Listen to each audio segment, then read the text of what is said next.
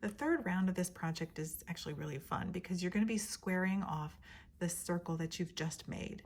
In order to do that, what you want to do is chain 1. This is essentially lifting your stitches up into the next round. I'd then like you to make a single crochet into the stitch that you just came from. So if you see right here, I've gone back into that stitch and I'm going to work 1 single crochet. This is just anchoring our work into that third round.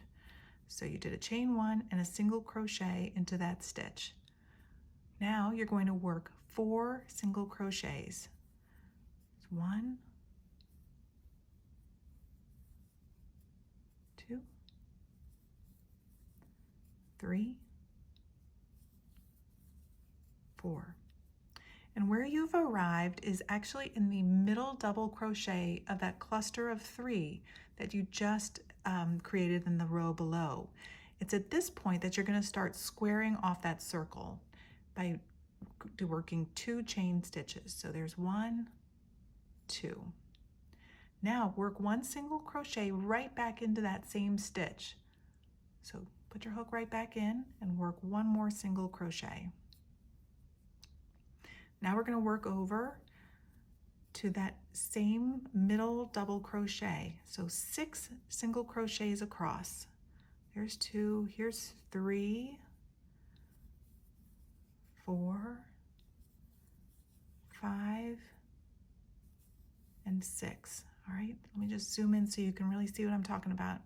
Here's the top of that middle double crochet in the set of 3, right? Remember we put the 3 double crochets into 1 stitch? So now you've worked across 6 single crochets to the next middle one of that set of 3. And as before, chain 2, 1 and 2, and work a single crochet right back into that stitch. All right, now just work across this way, 6 single crochets into the stitches below. So 1, 2, 3,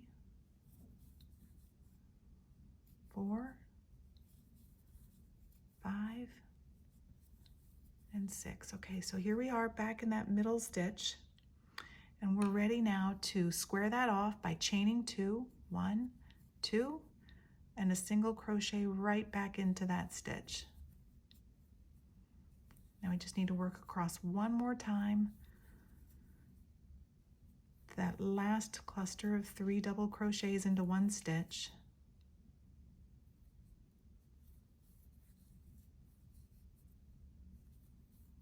After you do this a couple times, you'll start to really be able to read your stitches. So here we are, our middle of the 3. Go ahead and single crochet into that, work 2 chains, a single crochet back into that stitch. You work 1 more single crochet, and here we are, presto, right back to the beginning of our round. Go ahead and insert your hook into the top of that single crochet that you did to begin, and work a slip stitch right through that top of that single crochet and into the stitch you just finished. And once you've done that, you can go ahead and cut your yarn. I like to leave a tail that's nice and long so that you can weave it in after the fact. So I'll get my little snips here. Go ahead and leave a tail, I don't know, maybe 3-4 inches long.